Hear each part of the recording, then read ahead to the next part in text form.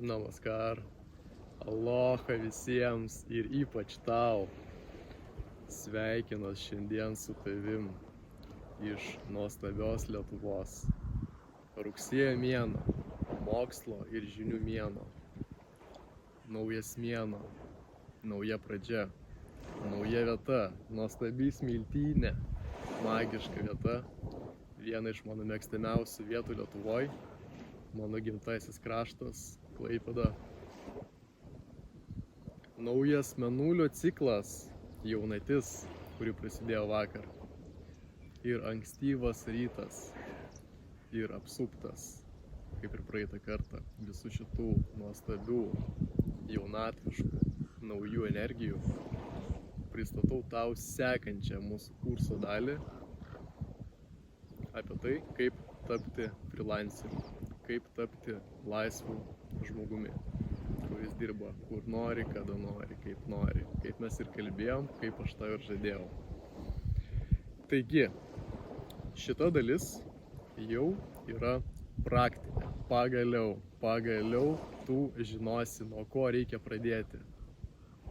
Pirmose 3 videose mes aptariam, kas yra freelancingas. Mano paties asmeninė istorija, kaip aš pradėjau, kaip aš tai pasiekiau. Tokį laisvą gyvenimo būdą, kad galiu darbo dieną ramiai Smiltynėj chillint ir įrašinėti video. Ir trečia, mes aptariam freelancinimo milžiniškus, begalinius pliusus ir kažkokius tai mažyčius minusus.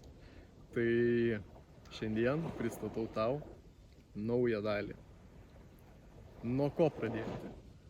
Kokie pirmieji žingsniai? Ką reikia daryti?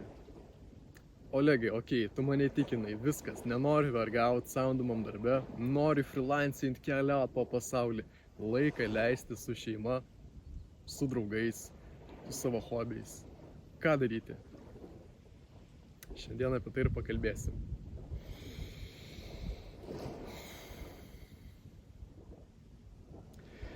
Pirmas dalykas, aš labai džiaugiuosi, kad tu daėjai iki čia. Tai parodo, kad tau tikrai norisi gyventi laisvai, kad tau tikrai norisi dirbti laisvai ir kad tu sieki gyvenimo laisvės. Tai yra labai pagirtinas dalykas. Ačiū tau, kad taip darai, nes togi žinai, kad augindamas laisvę savyje, augini laisvę visam pasaulyje. Viskas, užteks tų preliudijų, pradedam. Taigi, nuo ko pradėti? Jeigu pasakyti trumpai, išspausti į esminį dalyką viską, tai jis skambėtų daugmaž taip. Tau reikia surasti įgūdį, surasti skillą, kuris tau tinka ir patinka. Tau reikia jį nemokamai išsibandyti, kad pažiūrėt, ar jisai tikrai tau patinka ir ar tai yra dalykas, ką tu nori iš tikrųjų dirbti. Trečias, tau reikia mokytis jo, gilintis į jį ir pasiekti tokį lygį, kad tu galėtum tai siūlyti kaip mokamą paslaugą. Ir ketvirtas, ieškoti klientų, bet apie tai bus kita dalis. Taigi, grįžtam. Kaip išsirinkti skillą, įgūdį? Kokie apskritai yra įgūdžiai? Kokie mano manymu yra vieni geriausių įgūdžių, kad tapti freelanceriu? Apie tai mes šiandien ir kalbėsim.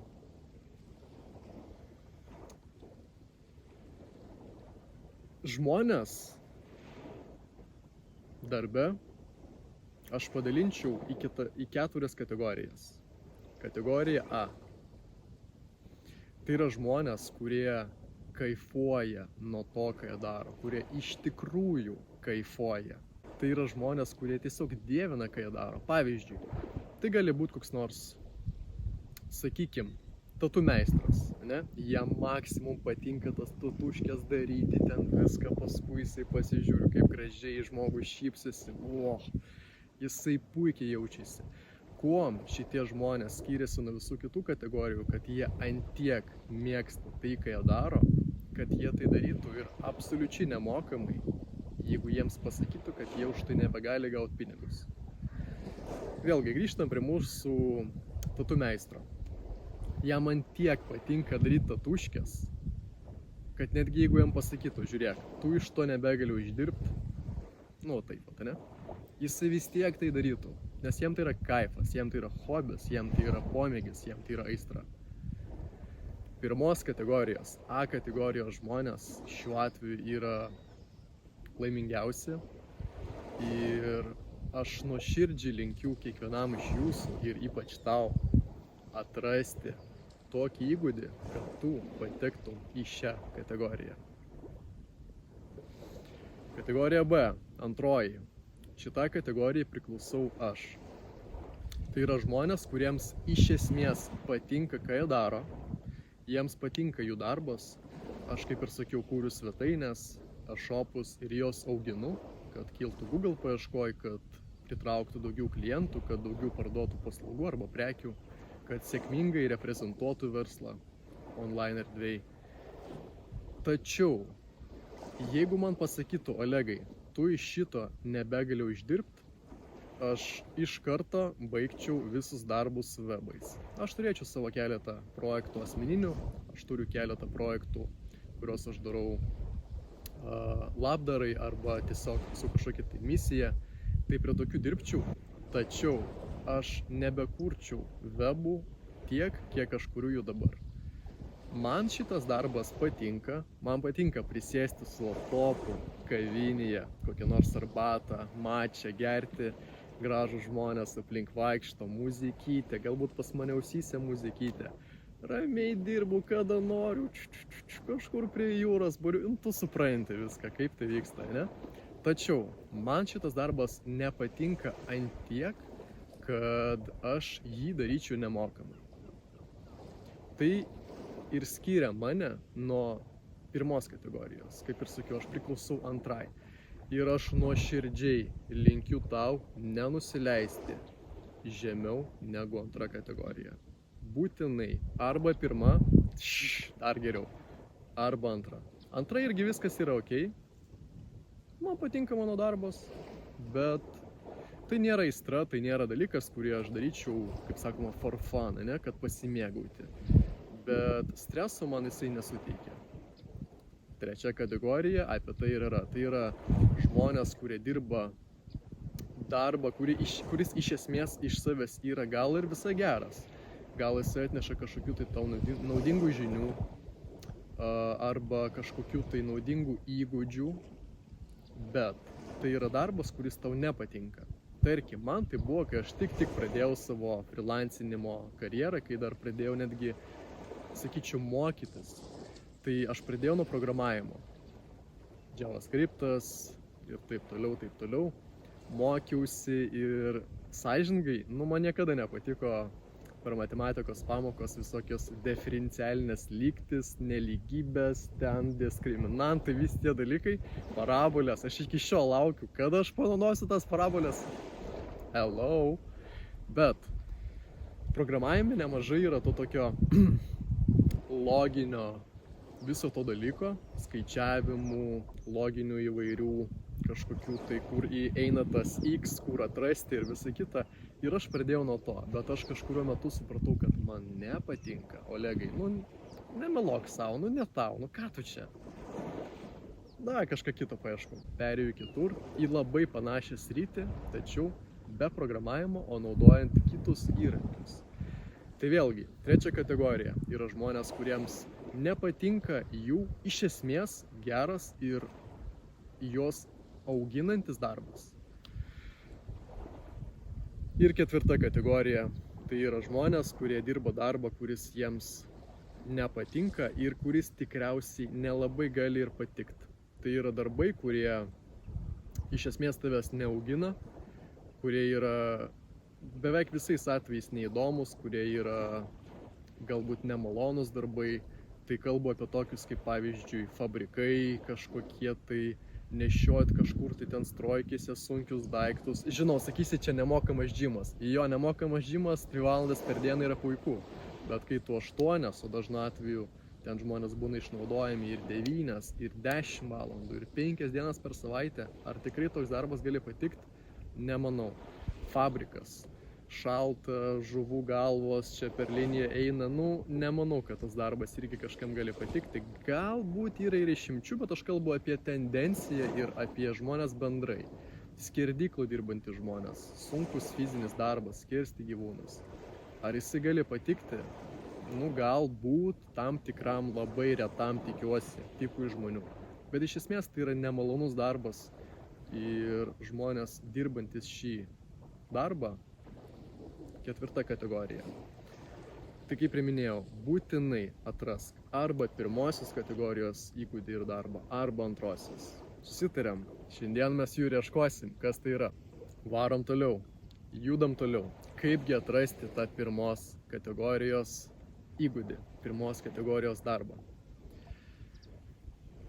Aš siūlyčiau tau iš pradžių pamastyti, kas tau iš tikrųjų patinka, kas tave domina, kas tave žavi, kas tau natūraliai gaunasi gerai, ką tu mėgsti daryti. Pavyzdžiui, galbūt pas tavį yra labai loginis mąstymas. Labai mėgdavai ir matematiką, ir mėgsti tokius loginius dalykus. Galbūt tau patiktų programavimas. Galbūt tau patiktų tie skaičiai, tie loginiai visokie dėsniai ir taip toliau. Galbūt tai yra tau. Kitas svarbus dalykas – atsimink savo vaikystę. Permesk akim savo vaikystę. Kas tau patikdavo vaikystėje? Tai labai svarbu. Sakykim, galbūt vaikystėje tu mėgdavai piešti. Tau buvo aistra piešti kažką, tai ten visokius dalykus gražius.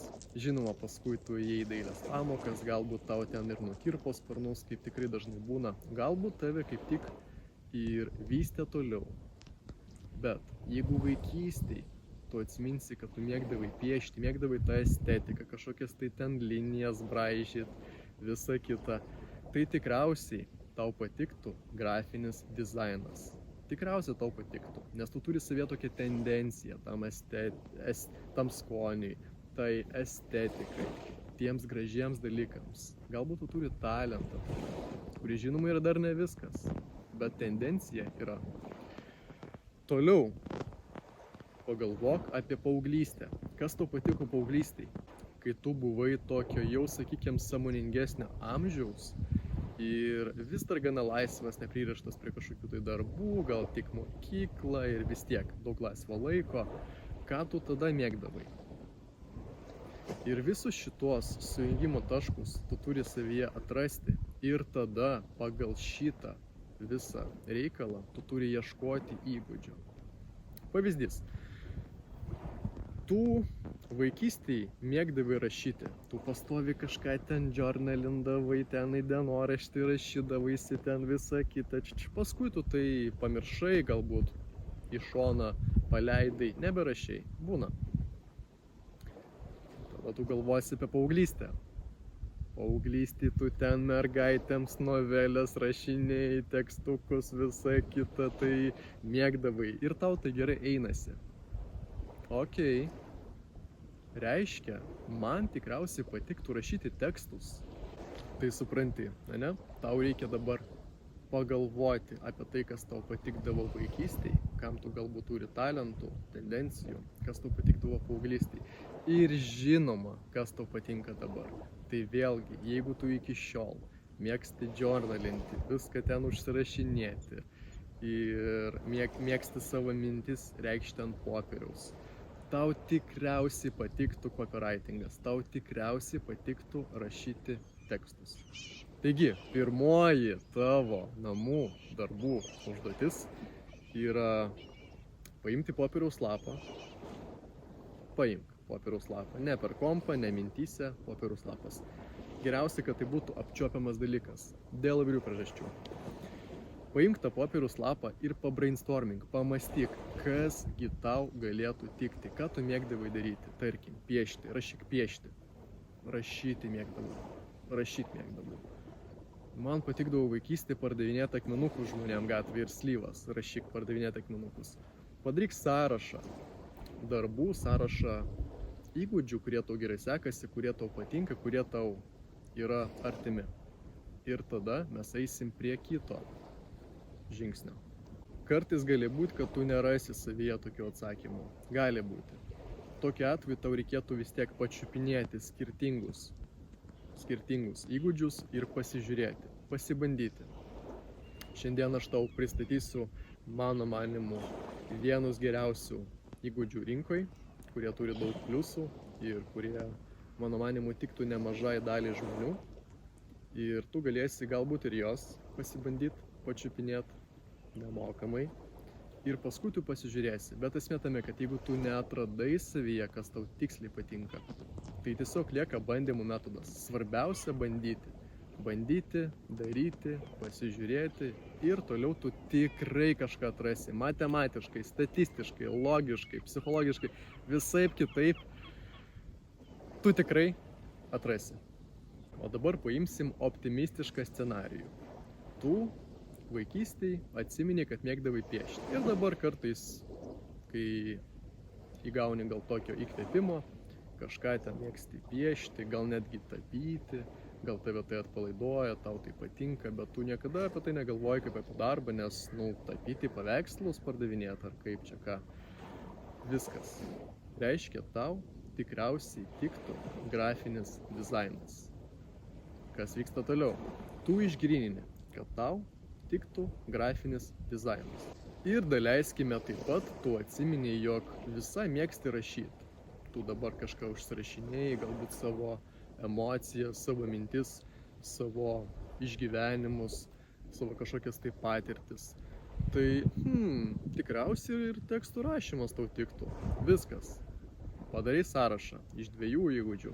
Grafinis dizainas, tekstų rašymas. Toliau. Tau reikia išsibandyti. Pradėk nuo to, kas tavo manimu intuityviai tau labiau tiktų. Tik intuityviai. Jeigu netgi tu nepataikysi, nepergyvenk, viskas yra ok. Pradėk nuo vieno. Pavyzdžiui, tai bus grafinis dizainas. Tau reikia dabar nemokamai pradėti jo mokytis. Tiesiog atidarai YouTube arba belenkokią kitą platformą ir rašai How to become a graphical designer. Kaip tapti grafiniu dizaineriu. 2024. 2024. Ir pradedi žiūrėti video. Pradedi žiūrėti apie grafinį dizainą bendrai. Ką jie daro, kaip atrodo darbas, kokie yra reikalingi galbūt įgūdžiai, kad tapti grafiniu dizaineriu. Ką reikia žinoti, kaip viskas veikia. Tiesiog pasižiūri. Jeigu matai, kad aš taip galiu, viskas skamba visai neblogai, eini toliau. Randi nemokamą kursą, jų prikurta yra, žinok, pilna. Vienas iš šitų kursų yra čia, hello, bet ir įgūdžiams yra kursų. Tai kas liečia grafinį dizainą, sakau, nueini į YouTube, susirandi nemokamą video, pamatysi, bus tikriausiai keliasdešimt gerų, ilgų video po 2-3 valandas, galbūt playlistai po keliasdešimt video, kur tave nuo pradmenų apmokys grafinio dizainą. Pasiemi šitą programėlę, atidarai. Čia spaudi tą mygtuką, čia šitą. Dabar piešim logotipą. Darai čia taip. Supranti, ką aš turiu omenyje, ne? Esmė tame, kad tau reikia eiti paskui tą video procesu. Daryti tą visą dalyką, atkartoti ir taip mokytis. Galbūt tie video turės ir kitokias technikas. Tiesiog tu darai, ką tau sako daryti. Svarbus momentas. Būtinai pasižiūrėk video atsiliepimus. Jeigu tu mokysi, sakykime, grafinio dizaino, tai būtinai skaityk komentarus YouTube'ai. Reikalingi tokie komentarai kaip ačiū, labai naudinga info, ačiū, labai padėjo, man labai patinka šitas kursas, labai išsamu, naudinga, daug naujo sužinojau. Ypač naudingi tokie kaip esu jau patyręs grafinis dizaineris ir galiu pasakyti, kad šitas video yra puikus, labai daug ką paaiškina gerai. Jeigu yra tokie ar panašus komentarai, geras ženklas. Suras keletą tokių nemokamų video. Keletą. Pasižiūrėk pas vieną mokytoją, pas kitą, pas trečią. Pasižiūrėk, kieno stilius tau labiausiai patinka. Ir mokykis. Ir viskas. Tau dabar belieka pradėti mokytis. Mokaisi. Nemokamai, ne? Išsibandai. Tada prasideda kažkokios tai praktinės užduotis. Pavyzdžiui, piešti logotipą. Tu pradedi piešti tą logotipą. Ir daleiskim vėlgi optimistinės scenarijus. Tu ten kažką paišai, visą kitą, pakeli akis, jau praėjo kelios valandos. Wow, kaip įdomiai, kaip man patiko, kaip nice, kaip aš pasikroviau geros kūrybinės energijos. Čia yra puikus ženklas, čia yra tendencija, čia yra šansas, kad tu pateksi į A kategoriją. Ir viskas, tu gilinės toliau į grafinį dizainą, žiūri kitus video, kuri kitus dalykus, visokius bainerius ir taip toliau. Išsibandai. Ir jeigu tau patinka, jeigu tu iš tikrųjų jauti, kad tu kaifuoji, ar bent jau, kad tau, kaip man, visai patinka, visai nice, nėra, kad ryšių nemokamai, nėra, kad aš ten galėčiau visą dieną piešti ir man tai būtų wow, bet iš esmės man patinka. Tada antra kategorija. Tai arba pirma, arba antra. Pirma dar geriau, antra irgi gerai. Viskas, tu mokaisi toliau. Galbūt kažkuriuo metu tau reikės ir pirkti mokamus kursus. Dažnu atveju ne. Pavyzdžiui, aš nepirkau mokamų kursų, kai mokiausi web dizaino, kai mokiausi kurti svetainės, e-shopus. Visko išmokau iš esmės per YouTube ir per kitas platformas nemokamai. Bet gali būti, kad tam tikri įgūdžiai turės kursų, kurie yra mokami. Ir tai yra ok, bet svarbu prieš perkant išsibandyk nemokamai, svarbu pajausk. Ir jeigu tu matysi, kad tai iš tikrųjų yra tau, kad tau patinka, tuomet verta investuoti. Viskas ok. Ir atradęs tą įgūdį, tu mokaisi, tu pasiūlai kažkokiai savo draugiai arba draugui, kuris turi savo mini versliuką, kokią nors Enriką Blakstėno priaugintoją, Matas nestandartinių baldų gamybą ir taip toliau. Tu pasiūlai jiems dovanų logotipą savo draugui. Žiūrėk, seni, aš matau, kad tu neturi logo, aš čia pradėjau daryti grafinį dizainą ir pradėjau kurti logotipus, aš tu galiu padovanoti. Nori logotipo? Tu pasibandai, tu padarai kažką, tu jau turėsi realų darbo pavyzdį. Tu sukūri logo savo draugui. Draugui malonu, draugui padės, o tau darbas į portfoliją. Kitas dalykas, tu gali kreiptis į, pavyzdžiui, pelno nesiekiančias organizacijas. Jie dažnu atveju turi labai prastas svetainės, prastus logotipus, prastus aprašymus ir taip toliau. Jiems dažnai reikia pagalbos, bet jie neturi tam lėšų dažnu atveju. Ir tu gali pasiūlyti irgi nemokamai, kad išsibandyti normaliai tą realią darbo eigą. Ir jeigu tu jauti, kad iš tikrųjų patinka viskas, bingo, tu radai įgūdį, kuris tau leis dirbti laisvai. Sveikinu tave. Tai viso šito ir linkiu kiekvienam iš jūsų ir ypač žinoma tau. Ok, dabar grįžkim ir paimkim mažiau optimistinį scenarijų, kuris tikrai gali nutikti, ne? Tu išsibandėjai tą grafinį dizainą ir tu jauti, kad ne visai man, nežinau, kažkaip man čia nepatinka. Ok, biškį atsipalaiduok. Pailsėk. Išsibandyk po poros dienų dar kartą. Pasižiūrėk, pačiupinėk, pabandyk. Ir jeigu tu jauti, kad visiškai ne tau, būna. Pereik prie kito. Kas buvo pas mus kita? Tekstų rašymas. Pabandyk rašyti tekstus. Pabandyk mokytis copywritingo. Pabandyk mokytis tekstų rašymo. Vėlgi tas pats. How to become a copywriter 2024. Eini į YouTube, susirandi kursą su gerais komentarais, gerais įvertinimais, nemokamą, išsamų, gerą kursą. Ir mokaisi. Ir tau sakys, kas yra tekstai, kodėl vieni tekstai yra geriau negu kiti, kodėl juos reikia skaldyti po pastraipėlės, kad būtų patogu skaityti ir taip toliau. Tu mokaisi. Ir jeigu tu matai, kad tau tai patinka, mes jau pakalbėjom, kas buvo, ne? Viskas. Lygiai tas pats. Toliau, grįžtam dar anksčiau. Daleiskim, tau nepatiko nei dizainas, nei tekstai. Gali būti ir taip. Tokiu atveju tau reikia dar kartą grįžti į save. Dar kartą pamastyti, dar kartą paieškoti atsakymų, nes atsakymai iš tikrųjų visi ir mumise dabartinė momente. Jeigu tu surasi, puiku, gali pabandyti padaryti visokias praktikas, kartais pareina tokie atsakymai per meditacijas, tu medituoji ir pareina visas kosminis paketas atsakymas, ką daryti, taigi man patiko tas, okei. Ir kartu su to kosminiu paketu, kaip aš jį mėgstu vadinti, pareina iškart ir motyvacija daryti. Siunčiu tau energijos, kad tu surastum. Ir jeigu tu visiškai nieko neradai, visiškai nieko neatkrapštei savyje, tuomet lieka, kaip sakoma, paskutinė viltis, bet jinai tikrai suveiks. Bandymų metodas. Tiesiog išsibandyk. 1, 2, 3 savaitę čia, savaitę čia, savaitę čia, savaitę čia. Wow, tas patiko, okei. Pasigilinam, okei, patiko šitas. Ir darai. Viskas. Tokia esmė. Išsibandymo, išgryninimo metodas. Eksperimentas, rezultatas. Eksperimentas, rezultatas. Anksčiau ar vėliau tu tikrai atrasi kažką, kas tau patiks. Ir kad palengvinti tau šitą darbą, ir taip pat, kad suteikti bendras rekomendacijas visiems, dabar aš papasakosiu keletą darbų, kurie mano manimu yra puikus, kurie mano manimu tiks daugumai žmonių, kurie taip pat yra aktualūs rinkoje, kurie yra įdomus, su kuriais lengva rasti projektų ir kurie turi dar daug įvairių pliusų. Taigi, pradedam.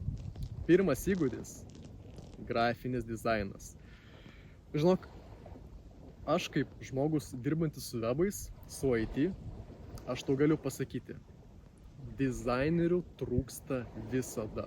Dizainerių reikia visiems, absoliučiai visiems verslams reikia logotipų, brandbookų, baneriukų, cover pictures į visokius facebookiukus, ten į visą kitą į LinkedInus. Postam socmedia kažką sulipdyti, adsam, reklamai kažką sulipdyti, blog postam, ikonėlių, grafinių elementų. Žinok, tiek daug visko reikia iš grafinio dizaino pusės, kad wow. Konkurencija yra, taip, bet ir projektų yra labai daug. Ir jeigu tu iš tikrųjų darai gražiai, jeigu tu atrandi savo nišą, jeigu tu atrandi savo talentą, galbūt tau labai gerai sekasi dirbti su tokiom pasteliniam spalvom, minimalistiškai, tas toks vaibelis. Viskas, tu eini į beauty rinką, siūlai mergaitėms savo paslaugas, nes ten yra kas? Pastelinės spalvos, ten yra toks labiau minimalizmas, viskas yra labai taip estetiškai, gražiai linijos, čia šriftai ir taip toliau. Viskas, tu atrandi tokią nišą ir eini į ją. Kitas variantas yra dirbti bendrai, ieškoti klientų visuose nišuose. Apie klientų paiešką, kaip ir minėjau, kalbėsim kitam video, bet tu gali dirbti ir bendrai. Aš asmeniškai dirbu bendrai, kuriu webus visiems verslams. Grafinis dizainas, puikiai specialybė, darbo daug. Jisai bus reikalingas ir toliau, tai tikrai. Žinau, kad yra AI, prasideda visokie įrankiai, kad kurti tos elementus savarankiškai, bet žinok vieną dalyką. Dauguma žmonių, dauguma klientų, netgi turint įrankį kurti savarankiškai, jie nenorės nieko panašaus daryti. Pas juos ir taip yra pakankamai darbų. Jeigu jie, pavyzdžiui, kažką pardavinėja, jiems reikia su visokiais ten logistiniais reikalais viską spręsti, su klientais bendrauti, pardavinėti. Klientai rašo, kad kažkas netinka, siunti taip ir taip bendrauji, reklamu. Žinok, tiek daug visko, kad mažiausiai, ko jie nori, yra daryti savo patiems kažkokius tai logotipus arba kažkokius tai banerius. Patikėk, absoliuti dalis žmonių, verslių žmonių, jie naudojasi taisyklę do what you do best and delegate the rest. Verčiant į lietuvių nuostabią kalbą, tai yra daryk, ką darai geriausiai, o kitus darbus deleguok. Bingo. Taigi, grafinis dizainas yra puikus pasirinkimas. Jeigu tu esi toks žmogus prie meno, jeigu tu mėgsti estetiką, mėgsti spalvas, jeigu tu gauni komplimentų, kaip tu kartais išdėlioji gražiai daiktus pas save namuose ir taip toliau, jeigu tu apskritai turi tokį estetikos jausmą, tai tikėtina, kad tau tiktų šitas darbas. Einam toliau. Antras. Interneto svetainių kūrimas. Interneto svetainės, e-shopai, įvairios platformos, landing page'ai ir taip toliau. Tai yra puikus darbas. Aš jį darau ir tikrai galiu rekomenduoti. Darbų yra pilna. Absoliučiai visiems verslams reikia webų.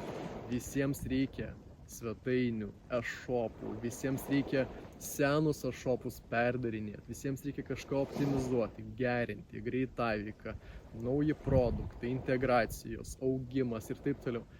Visiems. Tai labai paklausi specialybė. Darbo yra labai daug.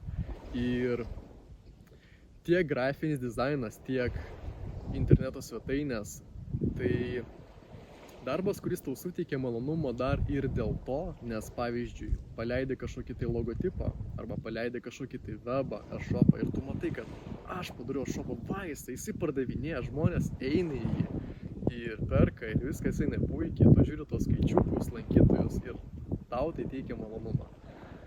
Ir šiuo metu kurti puslapius, kurti webus galima be jokio programavimo, be jokio kodinimo. Aš pradėjau nuo custom puslapių, pradėjau nuo programavimo, bet perėjau prie platformų. Yra platformų įvairių, WordPress, Shopify ir taip toliau, kur tu gali kurti be programavimo žinių, be jokių ten tų iksiukų, ikriukų, ten diferencialinių visokių lygčių, tu gali kurti literally drag and drop principų. Tu pasiemi mygtuką, tu pasiemi tą tekstą, viskas, taip išdėlioji.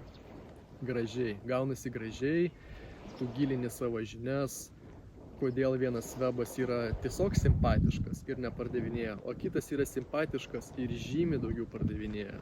Yra priežasčių. Aš į jas šiandien nesigilinsiu, bet tiesiog pasakysiu, kad aš rekomenduoju šitą specialybę, kaip ir grafinį dizainą, taip ir webų kūrimą. Puikus darbas, puikiai specialybė, puikus įgūdis. Trečias, tekstų rašymas. Taip, tekstų rašymas. Žinok, su šituo dalyku pas absoliučią daugumą žmonių yra didelės problemos. Tekstų reikia visiems. Socmedia aprašymai, produkto aprašymai, straipsniai, blogpostai, puslapio aprašymai, visokie kategorijos, pagrindiniai puslapiai, visa kita, e-mailai ir taip toliau, naujienlaiškis. Viskam reikia tekstų ir absoliuti dalis žmonių negali gražiai surišti 3, tai tikrai netgi 2 normalių žodžių. Patikėk, aš anksčiau galvojau, kad nėra antiek baisi, bet žinok, yra labai baisi. Aš jau nekalbu apie tai, kad nemažas procentas žmonių Lietuvoje netgi lietuviškom raidėm negali rašyti.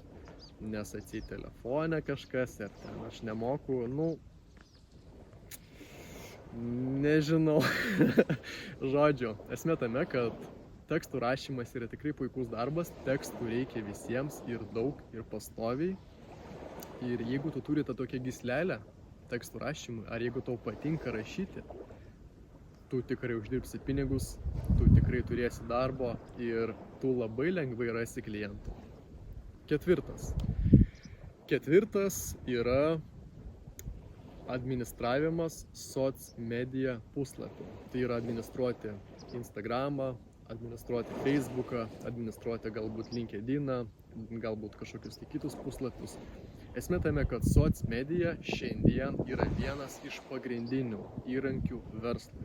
Jų reikia vėlgi visiems. Visi verslai turi turėti savo Facebook puslapį, Instagramo, kelt postus, kelt reelsus, atsakinėti komentarus, auginti sekėjų skaičių, auginti autoritetą, auginti savo vardą, savo brendo, savo prekinio ženklą vardą pasaulyje. Ir vienas iš tų įrankių apart svetainių yra socmedia. Ir žinok, dauguma žmonių nemėgsta dirbti su socmedijom. Jie nenori nieko postinti, ten karpyti tos reelsus, kažkokius ten tagus, hashtagus rašyti. Jie nenori.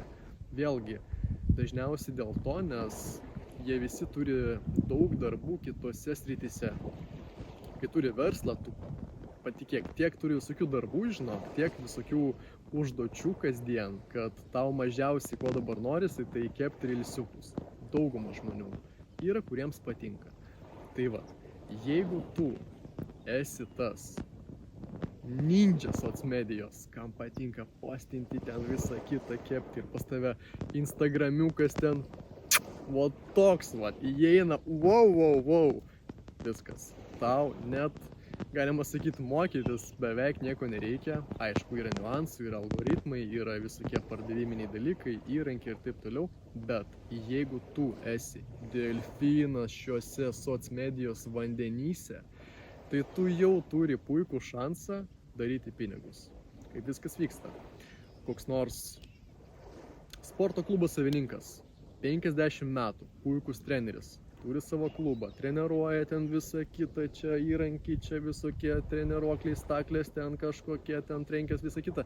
Tu galvoji, jisai norės kažką postinti į tą Facebooką arba Instagramą, nenorės nieko postinti, bet jisai dabar jau žinos, kad postinti tai reikia. Kažkokios tai treniruotės, nuotraukos, visą kitą reikia. Ir jisai tiesiog mokės kažkiek tai pinigų per mėnesį tokiam kaip tu, kas gaus iš jo nuotraukas, gaus iš kito žmogus tekstus arba pats parašys tekstus ir viską postins. Va taip, viskas. Tai tiek. Administruoji, pagal susitarimą atsakinėjai komentarus, galbūt savininkas pats atsakinės komentarus, galbūt tu. Bet iš esmės tu augini autoritetą jo puslapio, tu augini sekėjų skaičių, tu įmeti kažkokius tai konkursiukus, juos administruoji.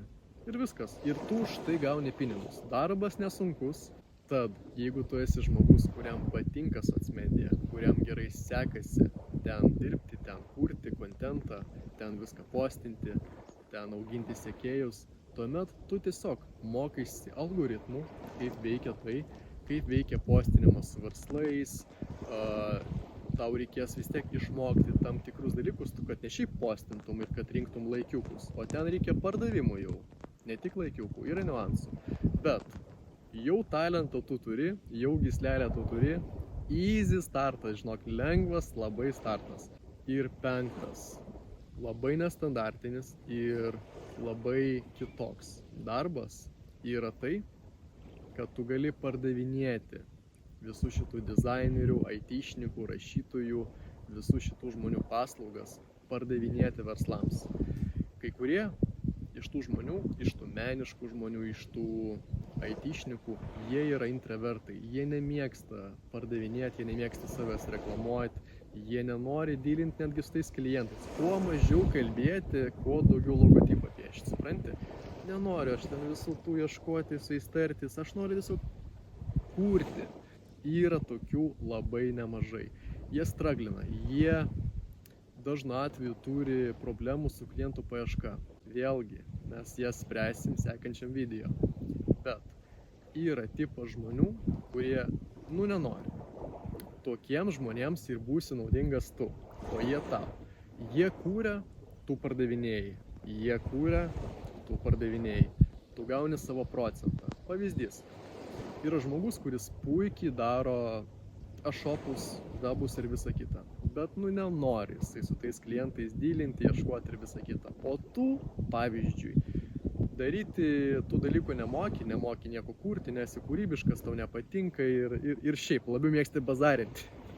Tai tokių yra žmonių. Tokiu atveju tau gal visai ir tiktų dirbti va taip. Tai tau reikėtų ieškoti klientų tiems žmonėms ir gauti už tai procentą. Jūs būsite komanda.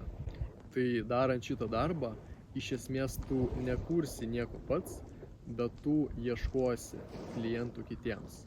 Tu atrasi visokias technikas, kaip tai daryti. Tu su laiku optimizuosi procesus, pas tave atsiras, kaip kas turi būti. Čia skambinu tam, čia šitas, čia daro tas, čia tą dalį. Pas tave su laiku viskas bus labai gerai iššlifuota, labai bus patogiai ir visi darys savo darbą. Menininkas pieš, klientas bus patenkintas, darys mokės jums abiems, o tu visą tai administruosi, visą tą projektą, ir padėsi menininkui tarpininkaudamas su klientu. Visi gauna pinigus, visi laimingi. Jeigu tu turi gyslelę pardavimams, jeigu tu esi tas žmogus, kuris mėgsta ten viską kalbėti, derinti čia, tai galbūt tau tiktų šitas variantas. Taigi, šiandien aptariam 5 įgūdžius. Ir labai svarbu suprasti keletą dalykų, kodėl aš pasirinkau būtent šios 5. Yra žymiai daugiau. Šitie visi 5 įgūdžiai turi labai didelių pliusų, kuriuos aš noriu išvardinti. Nes kai tu rinksi savo skillą, tau būtina į juos atsižiūrėti. Pirmas svarbus pliusas. Ant kiek lengva ieškoti klientų. Tai yra labai svarbu. Pavyzdžiui, aš dirbu su webais. Aš galiu, klientą rasti va taip. Aš einu į Facebooką, pasižiūriu, kas man atsiuntė užklausas palaikinti kažkokį tai puslapį. Statybos, nagai, blakstienos, vairavimo pamokos, masažai. Va taip pat. Aš permetu akim, kas neturi webo, aš parašau jiems. Viskas. Vienas iš kažkiek tikrai sutiks. Aš galiu tiesiog eiti į svetainės visokių įmonių, pasižiūrėti ir kokias nors tragiškiausias, tokias jau šokinėja langai, erorai, čia nesimato kainoraščio. Va tokiems aš galiu parašyti ir pasiūlyti savo paslaugas. Man lengva ieškoti klientų. Ir kai atsidaro naujas verslas, jam taip pat reikia webo. Jų ieškoti lengva. Webų tikriausiai reikia keletą ir žmonių iš tavo rato. Tu tikrai žinai ir tu tikrai lengvai rasi, kam tai parduoti. O dabar pasakysiu įgūdį, kuris mano manimu netinka, kuris apsunkins tavo kelią link freelancinimo. Pavyzdžiui, aplikacijų kūrimas, appsai. Surasti, kam reikia webo, surasti, kam reikia logotipų, surasti, kam reikia tekstų, yra tikrai lengva. Surasti, kam reikia appso, dažniausiai reikia tik tais didelėms įmonėms. Dažniausiai jau jie naudoja kažkokias tai platformas. Dažniausiai į appsų žiūrima ant tiek rimtai, kad kreipiamas į kažkokią tai kitą įmonę. Ir mano manimu rasti žmogų, kuriam reikia appso, yra žymiai sunkiau negu rasti tą, kuriam reikia pavyzdžiui webo arba grafinių kažkokių tai elementų. Aišku, yra visokios platformos, kur galima ieškoti, bet platformas yra su savo minusais ir savo pliusais, mes apie tai kalbėsim vėliau. Tačiau webų kūrimas ir appsų kūrimas nepalyginami šiuo atveju. Webų darbų yra žymiai daugiau, klientų yra daugiau, lengva rasti, appsus sunkiau rasti. Tai būtinai atsižiūrėk į šitą dalyką, kai tu ieškosi įgūdžių. Antras svarbus papildomas dalykas, į ką tu turi atsižiūrėti, ar šitas darbas nedings artimiausiu metu. Yra darbai, pavyzdžiui, duomenų analizė, data analytics. Jie tikriausiai neužilgo dings, nes AI jau turi labai plačias galimybės su visokiom analizėm ir jisai ten viską nuskaito, paskaito ir tau gali visą išvadą padaryti, apskaičiuoti labai lengva. Tai duomenų analizė, kuris anksčiau galbūt buvo geras darbas, mano manimu greitai dings. Kai kurie tą patį kalba apie tekstus, nes AI rašo tekstus, bet patikėk, nieko kol kas jisai artimo, kad pakeisti rašytojus neteikia. Jo labiau yra visokie SEO dalykai, kad tekstai kiltų Google paieškoj, yra emocijas keliantis tekstai, kas yra labai svarbu. AI tiesiog rašo per teisingai, per formaliai, kad tikti visiems.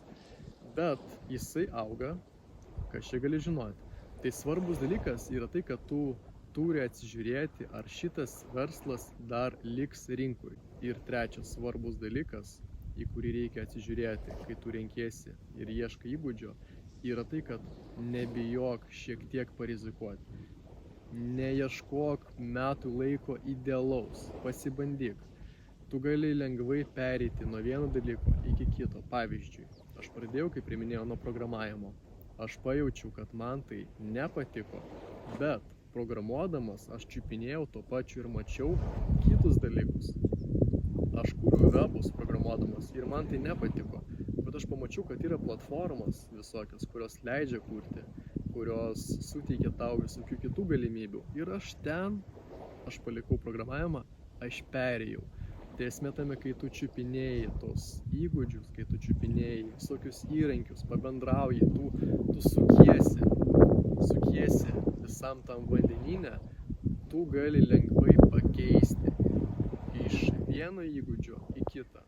Supranti, tu galbūt pačiupinėjai socmedia administravimą ir tu jauti, kad tau, nepatiko, bet čiupinėdamas, tu pamatai, kad tau patiko adsai, socmedia adsai, leisti adsus, visokios analizės, skaičiukai, paleidi adsą, kiek paspaudimų, kiek nupirkų ir taip toliau.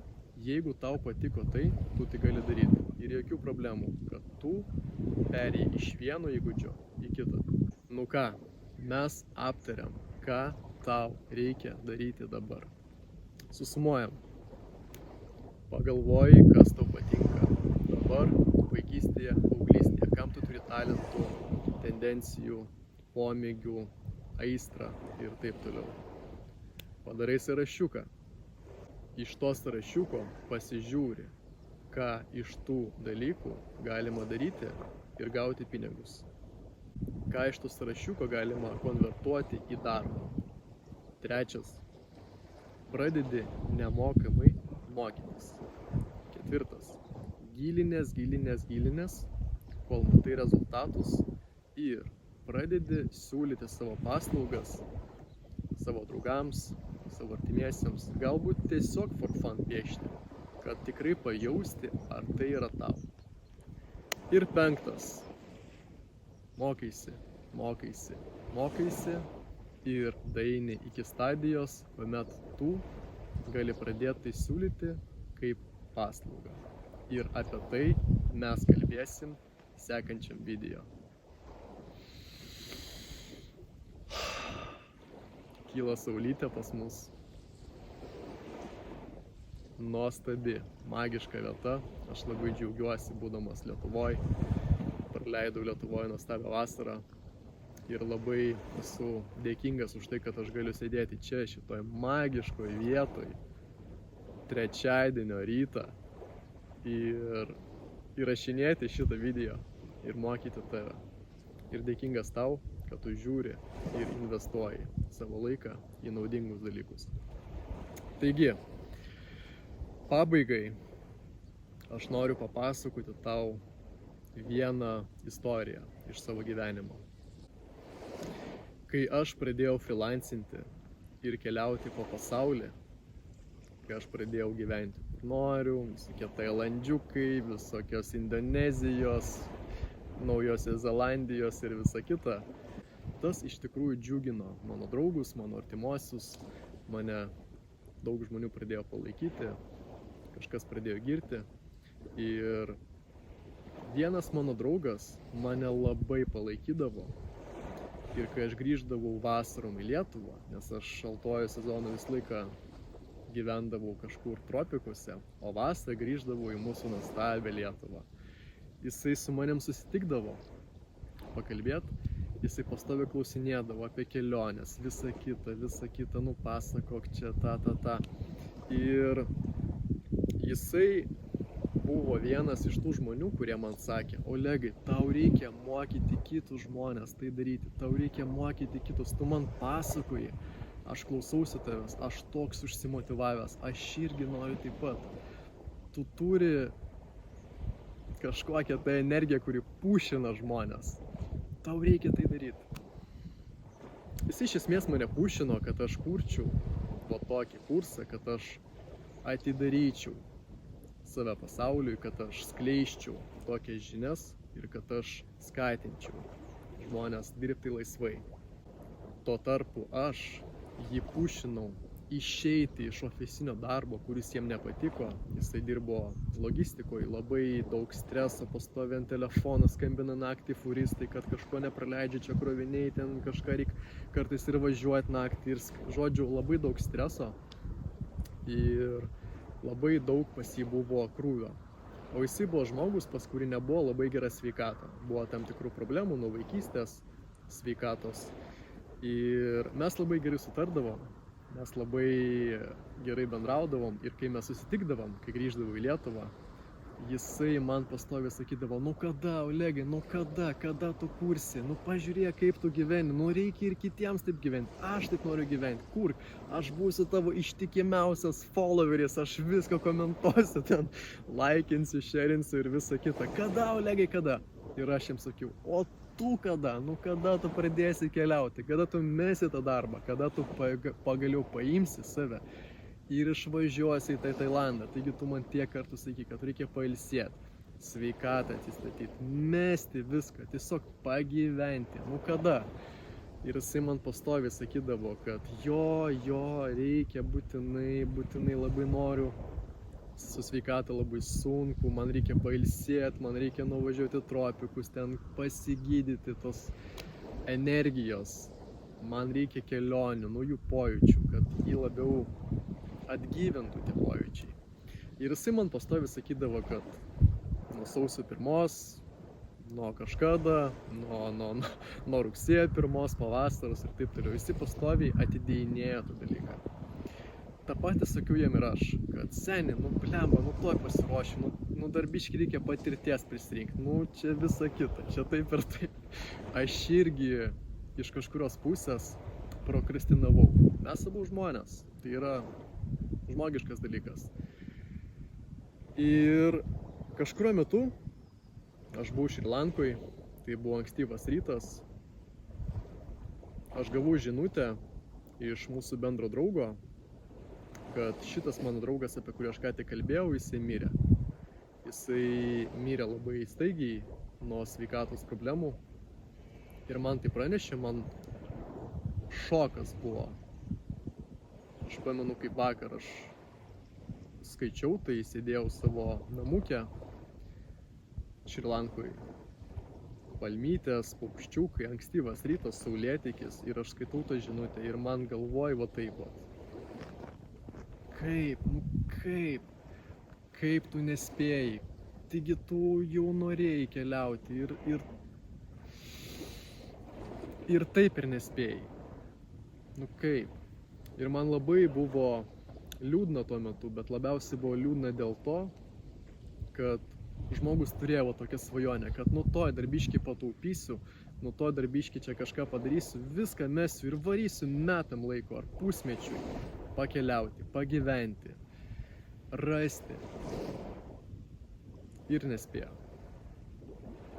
Jisai mirė, aš už jį pameditavau, aš su juo atsisveikinu, aš jam palinkėjau gero kelio, aš jam padėkojau ir noriu padėkoti jam dar kartą, savo draugui.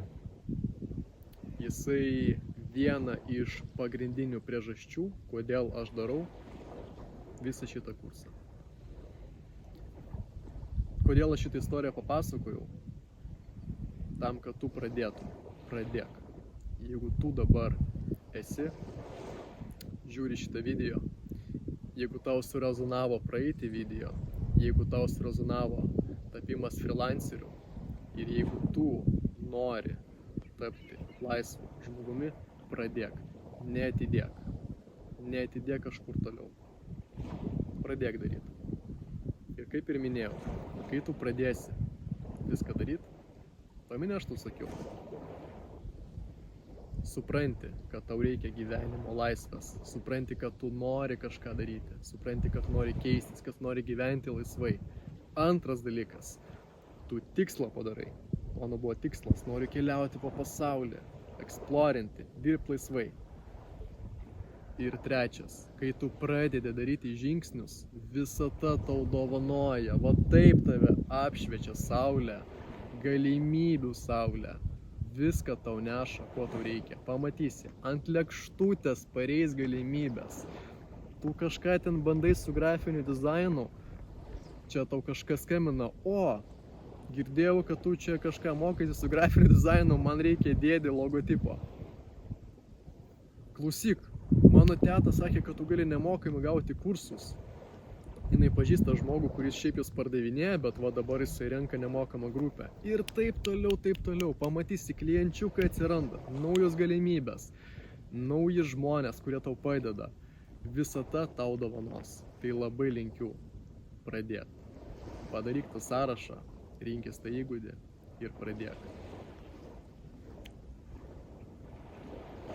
Ačiū tau labai už tai, kad tu peržiūrėjai. Aš labai linkiu tau atrasti A kategorijos įgūdį, blogiausia atveju B kategorijos įgūdį ir kad tu darytum žingsnius, kad viskas tau sektųsi ir kad tu pasiektum tai, kad nori pasiekti. Ir taip pat pabaigai aš noriu pasakyti tau ačiū.